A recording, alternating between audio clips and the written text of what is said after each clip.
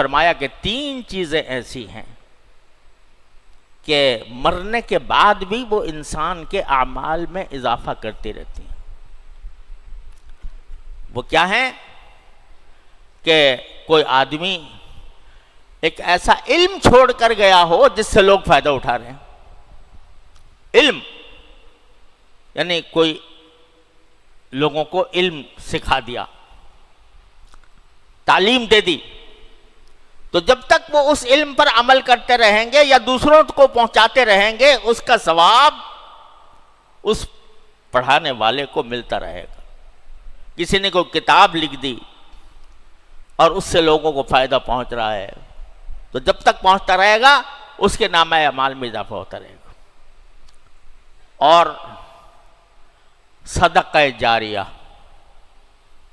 کہ کوئی ایسا صدقہ چھوڑ دیا جس سے کہ لوگ فائدہ اٹھا رہے ہیں، کوئی مسجد بنا دی، کوئی کنواں کھود دیا، کوئی پانی کا انتظام کر دیا، کوئی ہسپتال شفا خانہ بنا دیا، کوئی بھی ایسی چیز جس سے آنے والے فائدہ اٹھاتے رہے ہیں، وہ بھی اس کے نامہ اعمال میں اضافہ کرتی رہے گی، بڑھاتی رہے گی۔ او ولد صالح یدعو لہ، یا ایسا نیک اولاد چھوڑ کر گیا جو اس کے لیے دعا کرتی ہو۔ کیا دعا کرتی ہو؟ رب ارحمہما کما ربیانی صغیرا،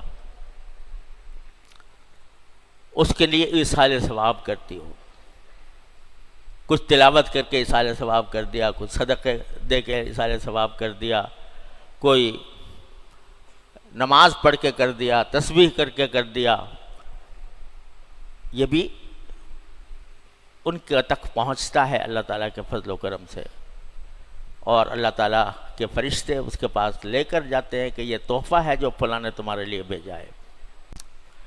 لیکن خوب سمجھ لیجئے کہ ایصال ثواب اپنی جگہ، اس کی حقانیت اپنی جگہ، لیکن دعا سب سے بڑی چیز ہے۔